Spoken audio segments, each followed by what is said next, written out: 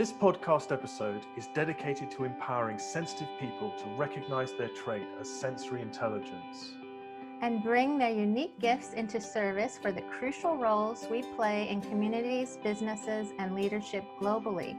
I'm Julie Bieland, sensitivity expert, psychotherapist, and founder of the online sensitive empowerment community. I'm Willow McIntosh, founder of Illuminance and leader of the High Sensory Intelligence Movement. We hope you enjoy this episode.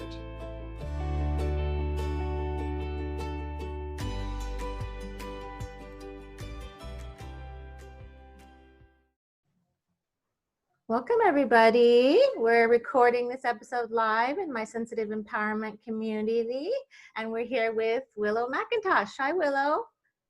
Hi, Julie. Thanks for having me. Great to be here again, as ever.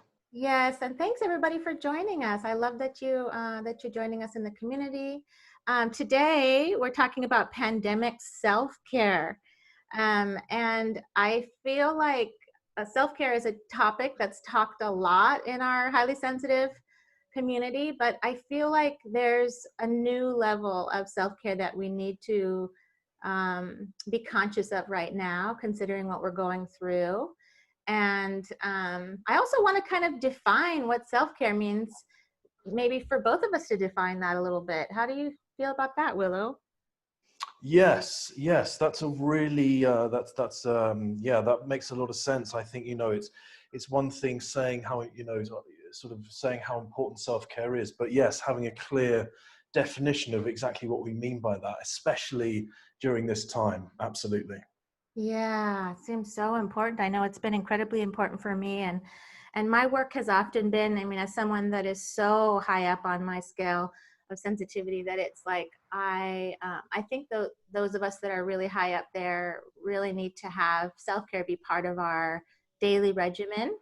And I think and I'd love to hear from you too, Willow, about how I think I define self-care for a highly sensitive person as intentionally and consciously doing things that honor our needs as sensitive people to be able to live in balance. And living in balance is how we live well, because then we're able to access our cognitive brain and not have our emotional brain take over, where we're not reactive. We're able to pause, reflect, and respond. We're able to read our body cues that let us know what we need instead of ignoring what we're feeling in our bodies. And the concept of being empowered enough to be able to advocate for our needs, personally, professionally, medically, mental health, all of it. And there's so much to say about it, but I'd love to hear from you too, Willow. Wow, what a fantastic definition. I think you nailed it on the head. Yeah, there, absolutely. I mean, that's self-care is holistic. It's about the whole picture. And as high sensory people with this ability to feel so deeply, we have the capacity to take care of ourselves at a very deep level. And from my experience, or my kind of definition of it, is my sort of experience with sensitivity is very much in feeling. As many of us are clairaudient or clairvoyant. In my sense, I'm clairsentient. So it's all about feelings for me. So I can feel pretty much on a moment-to-moment basis when my body, my sense of self, and my general well-being is in alignment with my heart and happiness and joy and sense of peace, and when it really isn't. And so for me, I have to be conscious of several categories. Have I eaten properly? Have I got enough sleep? What am I planning for myself today? Am I going to be serving my clients properly? What's coming up in my agenda? And so by tuning into the feeling around each of those things and what I'm expecting myself to do in my current state is kind of how I learn to tend to each of these things to try to maintain that holistic sense of balance. I like that. I like that you're using that word, holistic. and kind of getting that feel in your body. I think that's so, so important. And I want to read just a quick, Jill from our community wrote something I really liked when we were discussing this, this concept. And she said, self-care for me is determining what my needs are and then taking the necessary steps to get those needs met. What helps me the most is having so many different tools in my toolbox to refer to and get me back in balance. I really love that, Jill, because I think you captured it really well. And we talk a lot about tools, and, you know, tools are things like noticing, like, wow, I'm really depleted today. I think I need to change what I'm doing and give myself some rest. Even having this ability to know that internally that you're experiencing that is a tool, being able to recognize that. And HSPs have, you know, extra activation in the insula, which is the part of our brain that gives us this ability to have a lot of conscious awareness, like you were saying, Willow, being able to be that aware. And we assume everybody has that level of awareness, but I really like to remind HSPs that not everybody has that level of awareness. You have more of that awareness, both externally and internally, and being able to really pay attention to what that feels like. Like for example, I was just thinking about a client I was working with recently, and we were talking about how if we are ignoring what we're feeling and trying to sort of stay strong and not and not worry those around us if we're feeling scared about something or nervous or anything like that. But I think when we ignore what we feel, that it grows. Those emotions grow, and they will magnify, so much so until they're really listened to. And to me, I kind of call that an inner child that's sort of tantruming. If we're ignoring what that inner child needs, it's going to tantrum, and that might feel like anxiety, because when we ignore what we feel, it's going to, you know, that inner child's going to tantrum. Like, it needs you to pay attention. What do you think, Willow? Yeah, really, yeah, beautifully put there. Absolutely, yes. I think if we continuously ignore it, it is, you know, it's almost like we get feedback that starts out quietly. You know, it's like having someone knocking on the door, and the more that you know, the more that we ignore it, you know, the stronger the inner child gets, and eventually he will come through that door. You know, so it's a great analogy, and it's absolutely right. And that conscious awareness, that ability that we have, it helps us to manage our self-care that much more intimately, because we know what we can and can't do. And I love how Jill's put that there, with determining what our needs are. And I can so relate to this, because I'm such a kind of adventurous person, and my soul wants to achieve, and I've really had to kind of learn what that means for me. My soul constantly wants to explore and get things done. And I am the same as you, Julie. I am super, super, super high up on the sensitivity scale. And, you know, and for instance, yesterday I was having a meeting with a fellow high sensory a friend of mine, colleague, amazing person who's super good at what she does. And I could feel because we were together all day, and then we had dinner together with her partner in the evening. And then I had to get a train back. And after that, and I can feel what's happening in my system. It's like, okay, I'm burned. I can feel my system burning, and I'm going to have to rest the next day. And so, not rest for the whole day, but I know that I'm going to have to manage my energy a bit, and I'm going to have periods of rest. But the thing is the next day I have things planned. And so the piece for me that really gets me in a pickle is when I feel like I wake up in the morning and I feel that I need to take care of myself. But there's this thing that goes around my head, is, yes, but you need to get this done. And so I really have to be conscious and manage that relationship that's happening within me, and understand that if I'm in the flow of things and I'm truly taking care of my needs and being very honest about what do I actually need to get done today, and again, trusting myself that if I do need to rest and take things a bit more slowly, I know I'm going to be able to catch up, and I know I'm going to be able to take care of my needs when I have the capacity to do so. Very important. And you're talking about something that so many HSPs relate to. I see this over and over again, and in our population, it's just this need to be productive. Like as HSPs, we want to be productive, and we push ourselves so much to get things done and take care of everybody. And I think in a lot of ways, culturally, we're sort of taught to be that way. And I think that as sensitive people, we're often coming from a place, and I used to be in this place too, where it's like you push yourself so much until you practically collapse, or that you're so depleted, or you're so irritable, or you're really having some emotional reactions and something goes terribly wrong. But the concept of all of this is really to take care of yourself before that happens. And that took a long time for me to finally get right, and to constantly be aware of that balance. And I've been thinking lately about this concept of, and I think I've mentioned this maybe in some of our other episodes together, and this concept of the ladder of self-care. And I think that, especially because we're in just this global pandemic, there's a lot of trauma going on in the world, with racism and, just everything that's happening. And we're all experiencing a real tremendous amount of stress that we haven't had to experience before. And everybody's in sort of a different place, where, depending on where you live in the world and what you're experiencing, even given this pandemic. So I think that what I'm seeing is that I've always said this, that HSPs are very resilient. And that as soon as we are using the right tools, we can be higher up on that ladder in our wellness. So if we're lower at the bottom of the ladder, we're really struggling. Maybe even just getting through the day is difficult.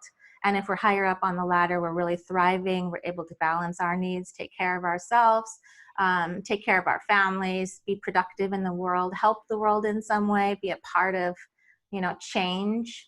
And I think that I think in some ways we can go up and down that ladder, even in a day for some HSPs. And that if we are, depending on where we are on that ladder, we have to think about what the self-care would be. So if we've dropped down and we're struggling, I'm seeing depression rise right now. I think because this pandemic has been going on so long, and there's so many unknowns. So I found that, like, even if you're lower on the ladder, that might, having the concentration be where you're trying to take one step, even one step up that ladder is going to make you feel better. And one step can be, reaching out for some support. One step can be getting out into nature, reducing, the news. If you're struggling, don't watch the news. That's a huge trigger for so many of us. If you need to stay informed, read, but don't watch the news. Being able to take that in visually can be a lot more traumatic, and we aren't going to be benefiting anyone if we're falling apart. So, spending time in nature, and we're going to talk a lot about, what are the things that we're doing that helps us right now. But I wanted to kind of introduce this idea of taking these steps up this ladder a little bit at a time, because every time you take that step and you're consciously practicing a piece of self-care, you feel better. Each step you're taking makes you feel better. Yeah, wow, that's I love that. That's really, really great. Yes, it is. It's what step can I take next? And I love also what you're saying about, what support can I get? How can I reach out and perhaps, just ask someone else to do something for me? Or is there any way that I can use my kind of community or family or friends or partner, whatever it is, just to help us? Because a lot of the time, asking for help for us is another big area that we're not really very good at. And people want to help, especially if someone is in a particular, different kind of circumstance, or they just have a bit of extra resource in some way, then it really does help to ask for help. I think that's a wonderful way to get up on the next ladder. And also, I love what you said, Julia, about just bearing in mind about what is happening in the world right now.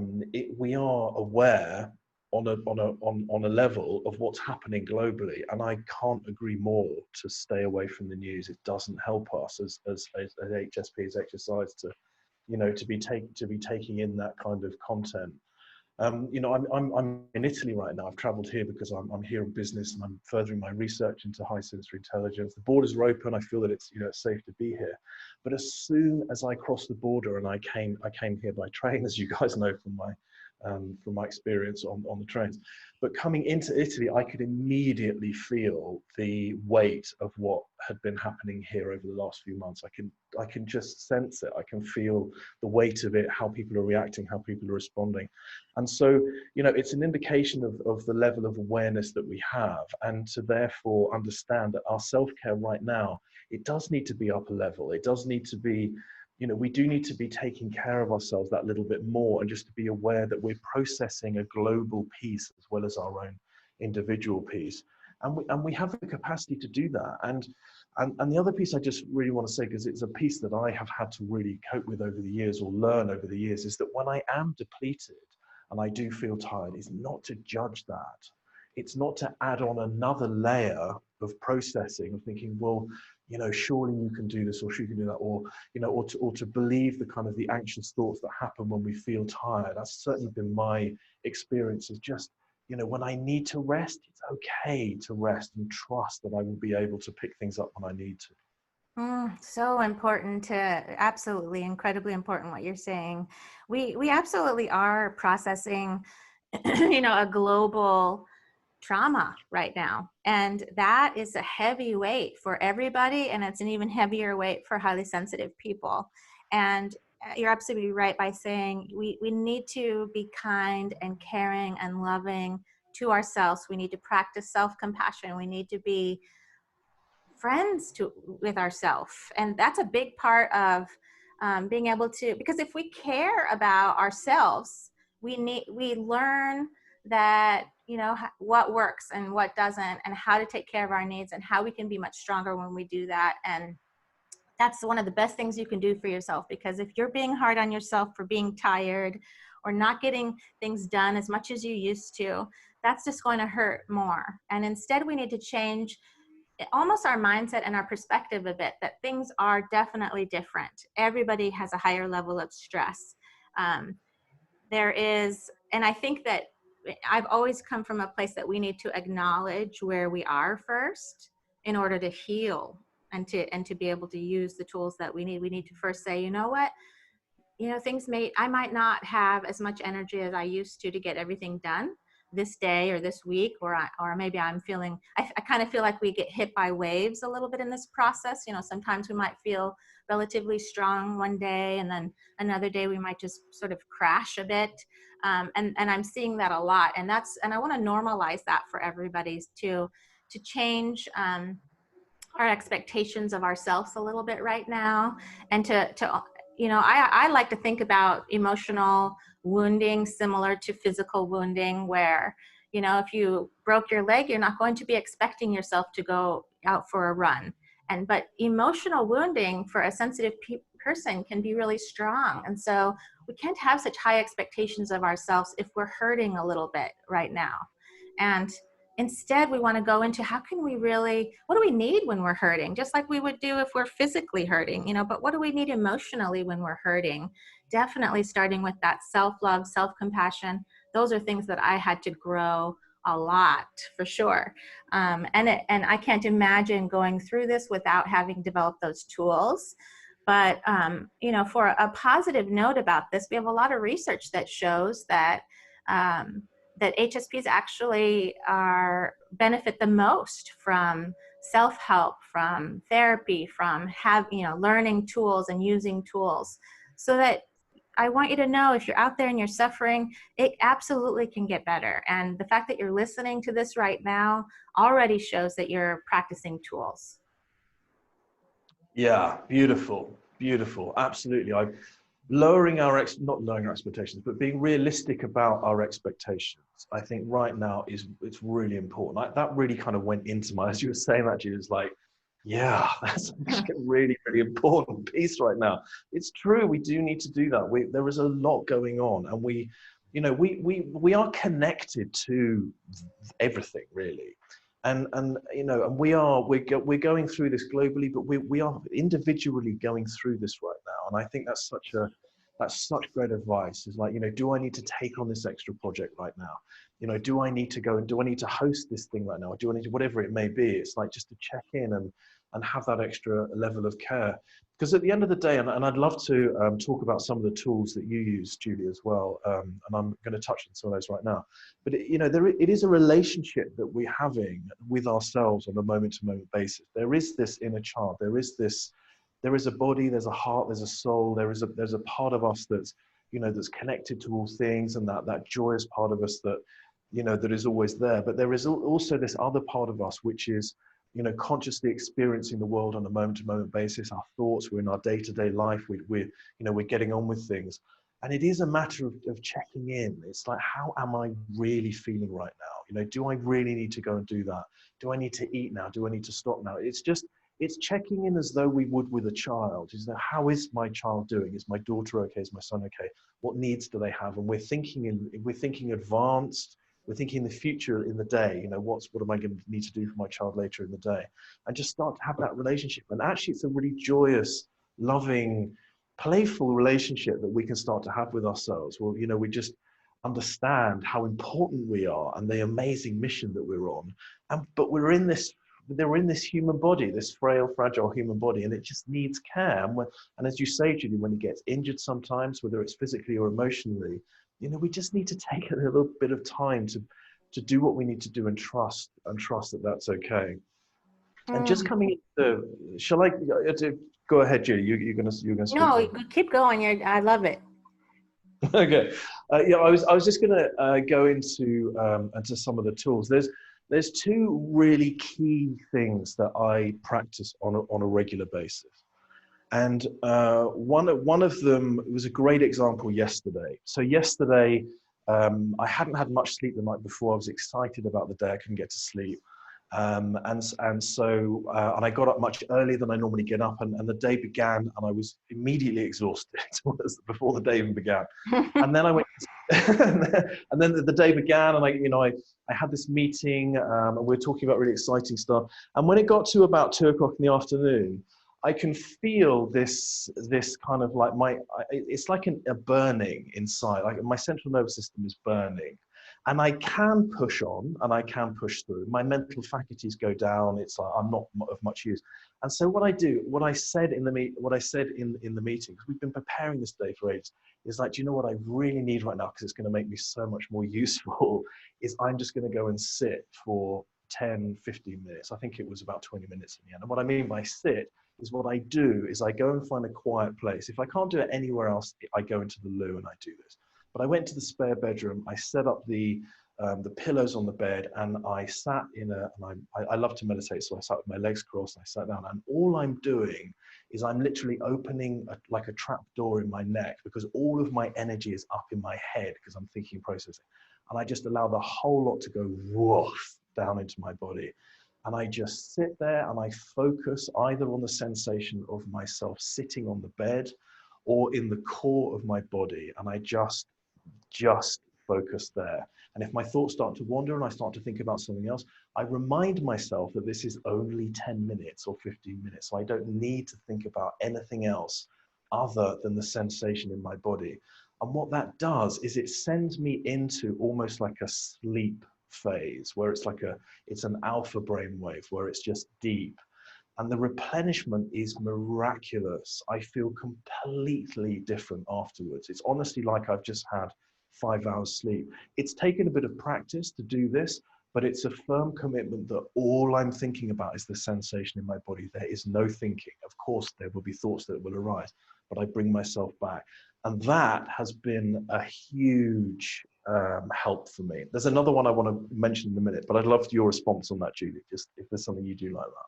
Yes, very good. I'm glad you're bringing this one up. You're showing an example of intentional self-care, because if you kept pushing, you're not going to be focused. You're going to lose efficiency. You're going to, cause more problems. But if you can give yourself that break in that moment, it's amazing what can happen afterwards, like to get your energy back because you're grounding, you're doing that practice of grounding. And I'm glad that you mentioned it takes some practice to be able to get good at it like that.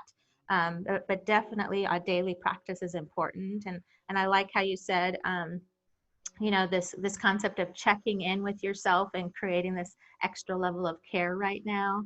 And I think we're so conditioned to have our needs at the bottom and everybody else's needs at the top, especially if you're a parent. Or just in general, if you're somebody who's, I mean, most HSPs are like, first default is take care of everybody else. And if there's time, I might get to myself. And that doesn't work. That is absolutely not going to work. You're not going to live a life of thriving or being productive if we're at the bottom. So bringing that care, that level of care back up to the top is what helps you thrive. It's going to help your family. I mean, it completely changes your energy. Like, the energy that is around you and that spreads, like when if you have grounded energy, you're actually helping people around you because of your grounded energy. Yeah, absolutely. Exactly right. And it is that there's something magical that happens with that grounding energy. It really does return us back to what's real inside. I find there is this, I talk about this a lot, but it's such an important piece for us because we're processing so deeply and we rely on our thoughts and process. We think very quickly. We can think about a lot of things at once and we process deeply. But the problem is when we identify with that process, that's us, that thinking process is us, that's when, in my experience, we really get in the pickle. And by doing that grounding process, it's actually bringing ourselves back to our authentic version of ourselves, which is the truth, it's the grounded, it's the joy, it's the real part of ourselves. And consciously choosing to make that decision to do that, I find is really, really important. And the other technique that I was leading to was thinking about as well, which is one that I also do on a regular basis, is when I get into a pickle with my thoughts, and especially this happens when I'm tired, and this happens when I know that I need to rest and I've got something to do, and I want to get it on, but I know that I need to rest. What I do is I sit down with an A4 pad of paper. And I write the question at the top. And this process, I know many of you will recognize this, is automatic writing. It's where we're kind of calling upon a higher part of ourselves. And in fact, without making it sound woo-woo or spiritual in any way, there is something that happens when we ask ourselves a question and just simply allow ourselves to write. And I know lots of people that do this and share the success of it. But I simply write a question of what I'm worrying about. Like, am I going to get this? It can be the silliest question in the world. And what I find is when I allow my hand simply to write underneath, I come out with the most reassuring things that are deeply connected to what I'm worried about. Sometimes it will just be a short answer. I will just be a couple of sentences, or sometimes I'll write a couple of slides of A4 and just allow it to flow through. And what happens, I think what's actually happening is I'm bringing my conscious awareness out of that busy, critical kind of anxiety state. And I am questioning that thought process and reconnecting with another part of myself. But because I'm kind of having my questions answered by what feels to me like a higher part of myself, it works absolute wonders in managing my energy and bringing me back into a state of balance again. Excellent. I love that. And I'd love to hear from those of you listening live right now. What are you doing that's helping you right now? And then we can share some of that. And while you're writing that into the comments, I want to make a comment. The writing is so helpful. It is a way of turning on your cognitive brain, because when our emotional brain gets too overactivated, which happens a lot to us, and especially right now, then you're able to, it's so fascinating because when we get too emotionally reactive, the cognitive brain starts to go to sleep, and that's where you have information and tools and know what to do. And so just the simple act of writing, what you're doing, Willow, is turning back on that cognitive brain, and that supports the emotional brain, and it gives you that greater level of awareness to be able to move forward. So that's really fantastic. Some of the things that my go-to stuff that I'll share is definitely, I'd say, nature and doing a positivity tank fill-ups in presence. And I'll talk a little bit more about that. So if I'm struggling, well, not even if I'm struggling, I do this anyway, but especially if I'm struggling, I try to get in nature in some way. In my area, we've had lots of things closed. Access to parks are closed. Just it's difficult to even get into nature, and I live in a area with a lot of people, so it's also hard to get around places that don't have a lot of people. So I started to feel frustrated by I'm like, oh, I need to see something new. Willow, I wanted to talk about this with you too, because we have that high sensation seeking part that, you know, for me, that's a part of like, I need new experiences. Well, you're traveling, so you're getting some new experiences, but I'm not traveling. I'm at home looking at the same walk every day. But so then I was like, you know what, I got to get out and see something. So I went sort of exploring, and I came across this path that had this little stream on it, water stream. And I was like, oh my gosh, this is exactly what I've been looking for. And now as often as I can, I go out there, I walk on this path. I put my feet into the stream because that's very grounding.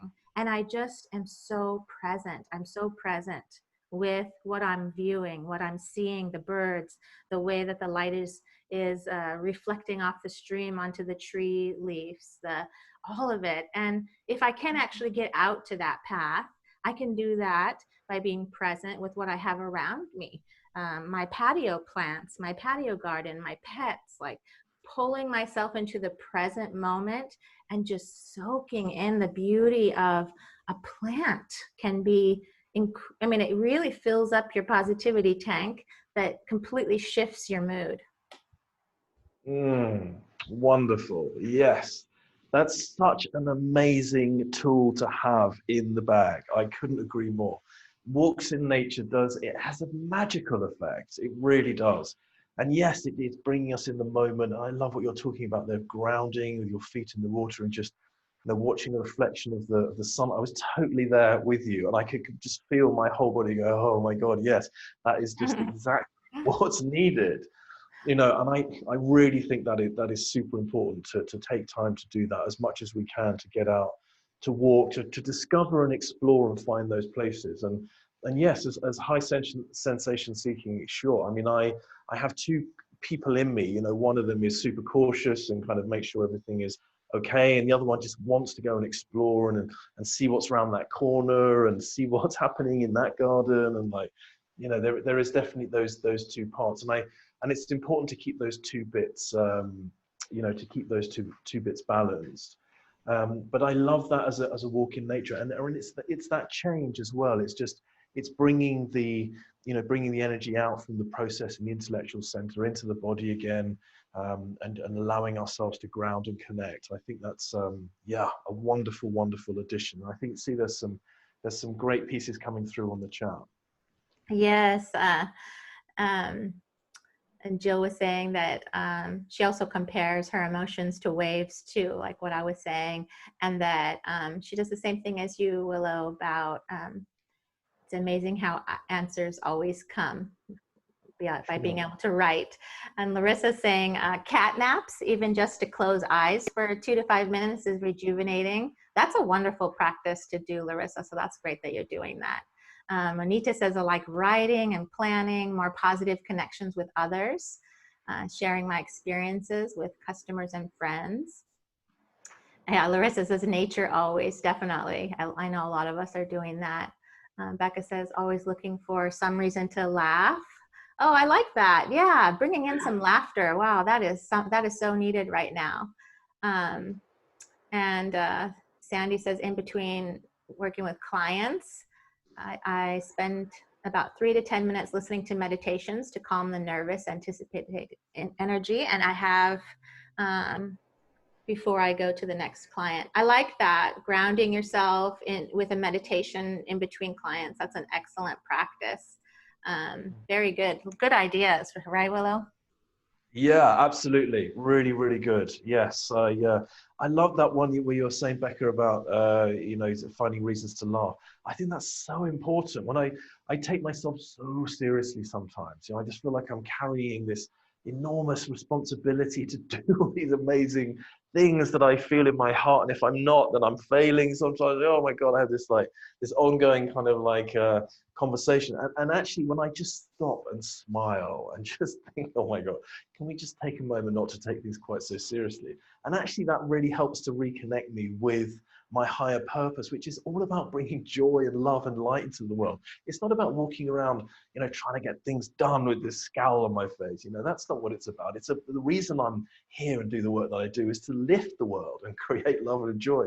So I think that's so important, finding a reason to laugh and finding a reason to, you know, to lift our vibration and joy, our mood. And I love this piece you said about, Larissa, you said about the cat naps. Apparently the reason we blink so much is because actually in that moment of blinking, our brain gets a super quick period of rest, even though it's like super quick. So I think cat naps is a really good idea, or you know, as I do, just taking 2 or 3 minutes to just to reconnect and rest and be really present in those couple of minutes. I think that's hugely important, because it's known, you know, Dr. Elaine Aron, she wrote in her book how quickly we recover. We do recover very quickly. Especially if we're not judging ourselves. You know, if we just do take those few minutes just to rest, it's amazing how quickly we can replenish ourselves. You know, nature, laughing, whatever it may be, it's amazing the shift that it can make. Oh my gosh, so much so. I relate to you. I think by nature, I'm such a serious person too, in so many ways. You know, just kind of who I am as a baseline. But that's one of the things I love about my partner, is that she just always gets me laughing. It's just over the silliest thing. So it's kind of taught me to be more lighthearted. And like Becca said, looking for the laughter brings a sense of lightheartedness all day. It really does, doesn't it? To be able to do that. And I know some people are, you know, sort of intentionally doing things like maybe even watching a comedy instead of maybe a serious show, for example. I think it's really important to pay attention to what you're taking in too. Like, that's why I talk about the positivity and the negativity tanks, because the negativity tank is just getting filled all the time with stress and news and everything that's going on. But the positivity tank, we have to keep that full intentionally. We have to put things in there. And it's so fascinating because it takes up to 8 positives just to neutralize 1 negative. And it also takes up to 20 seconds of focusing on that positive for it to really go into that tank, whereas negatives go in instantly. So it's very important to be intentional about what you're doing to fill up that positivity tank, because if that tank's full, it's going to, and something difficult is happening in your life, you're going to be able to manage it. But if that tank, that positivity tank, is too empty and the negativity one is too full, that's when things become unbearable, right? Absolutely right. Yeah, absolutely.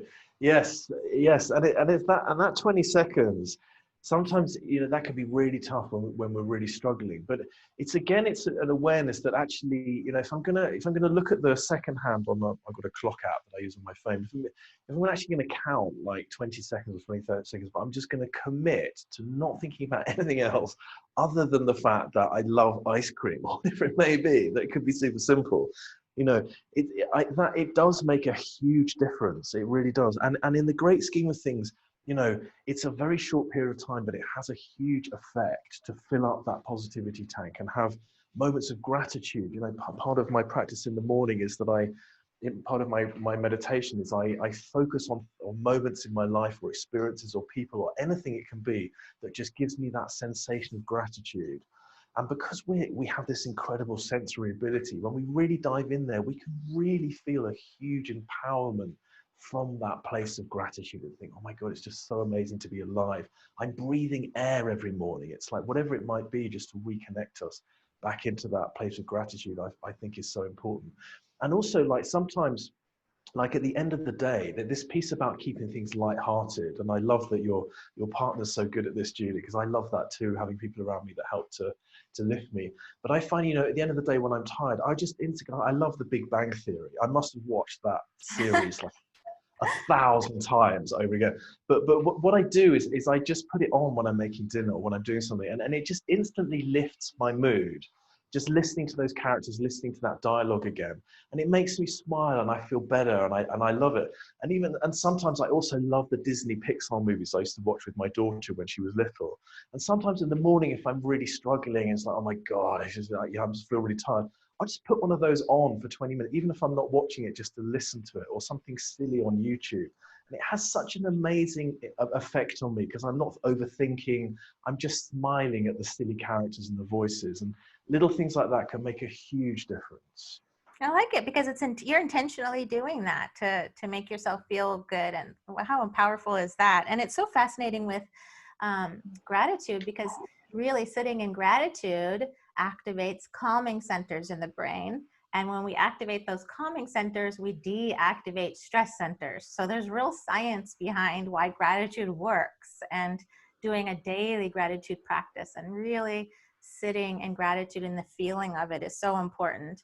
And I also want to mention another aspect that's really helpful for HSPs, and it can help with sleep, is actually planning a slow morning. That's a big one for HSPs, because the worst thing we can do is to sort of leap out of bed, start checking our emails and texts, start, watching news, something that's just really activating instantly, because the brain starts interpreting that as stress is coming.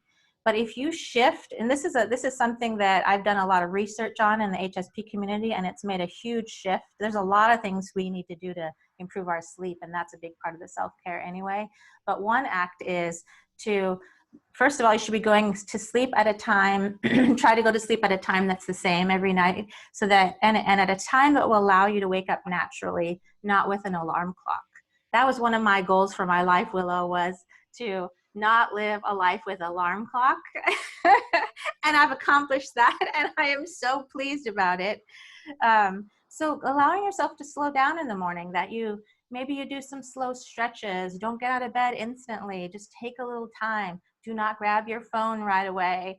Give yourself that really slow time. Even when you get up to go to the bathroom, move slowly and gently, and it's incredible when some of the research I did around this was have a group of HSPs start doing this practice, and they all came back to share that, and especially over time, if you're consistent with this practice, that it retrains your brain so that your brain isn't waking you up in that alert mode right away. And it's a really powerful thing and gift to give yourself.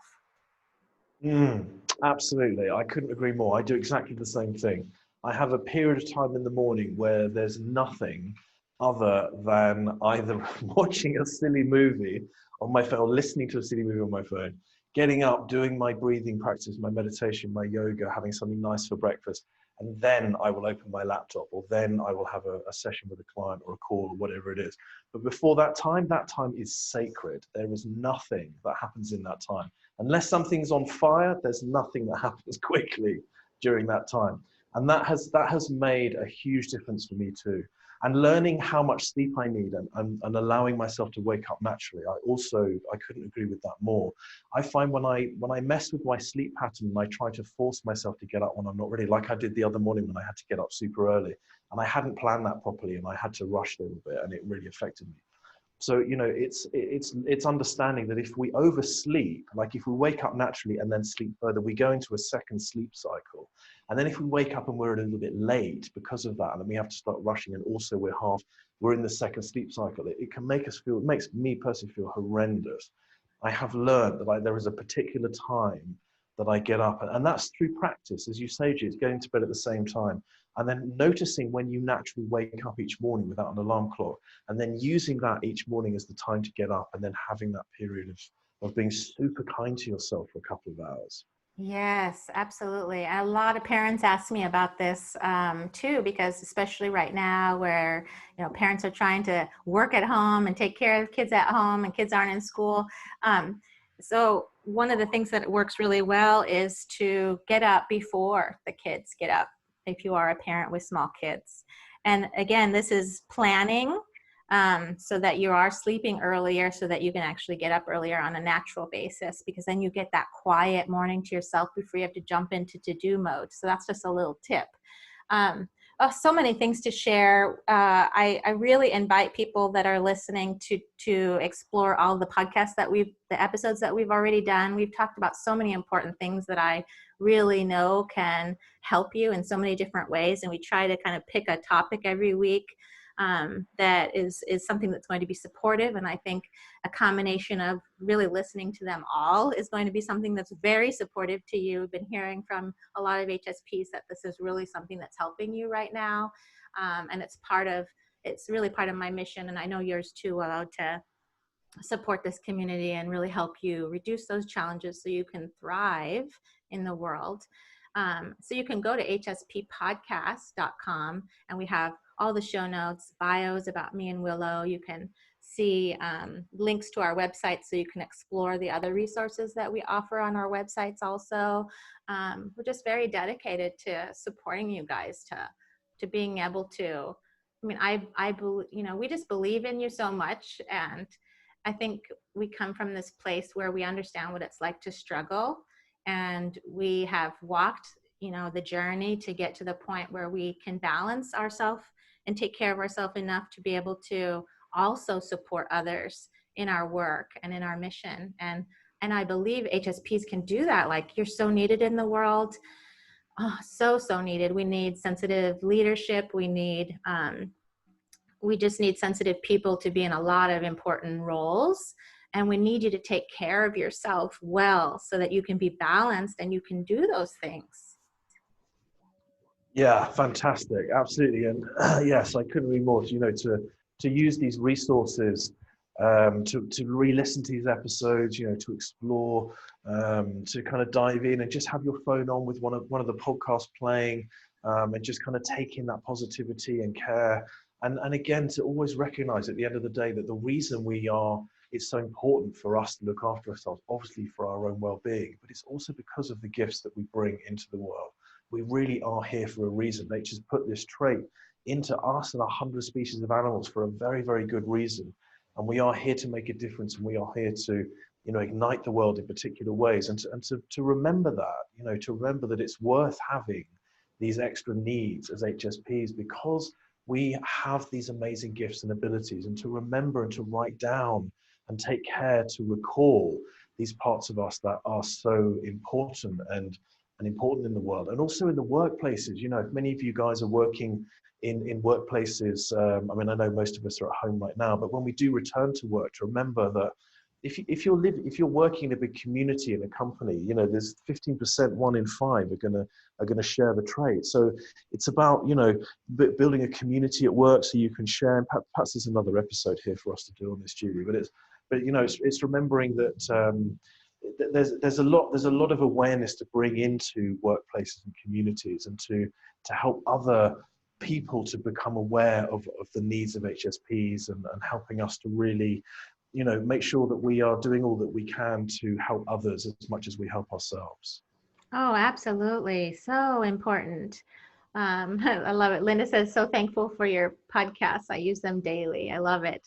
And Larissa's asking, where are they? So are they in the HSP library? The hsppodcast.com is a great place to go and see all the podcast episodes. And then, of course, our sensitive empowerment community has, at this point, I think 51 events in the HSP library that we've done. And some of those are video events. And I definitely, if you're part of the sensitive empowerment community, check those out.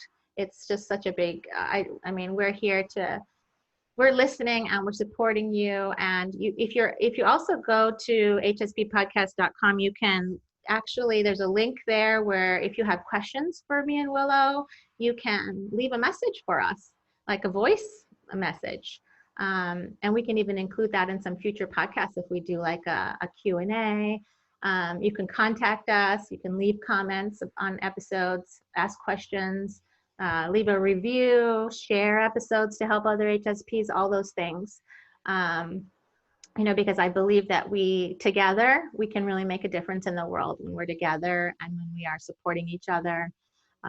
Because I know what you are, I know your value, and it's important that you know your value. Yeah, wonderful. I couldn't agree more. Absolutely right. Yes. Once again, thank you so much, everyone, for joining us on this episode this week, and thank you for all of your input and comments. It's just wonderful that you guys are so supportive of what we do, and it's so wonderful to know that we are helping and that we're supporting you guys and helping you to honor how amazing you are. And because I believe it too, I know it. I know how important we are, and so so good to be a part of this.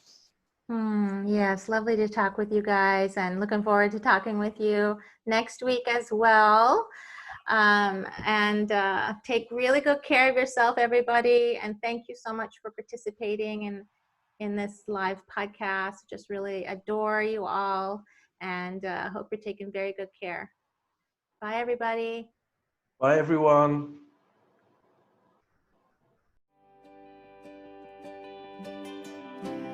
You can take my free sensitivity quiz and find all my HSP tools and resources at sensitiveconnection.com.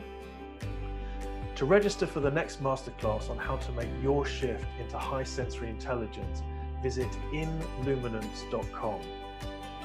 Please leave us a voice message if you have a question or comment for us to be included in a future episode. Just click the voice message button in the show notes, introduce yourself, tell us where you're from, and record up to 60 seconds. We love hearing from you. And please share this episode to help others. And take extra good care of yourself out there. Bye-bye, everybody.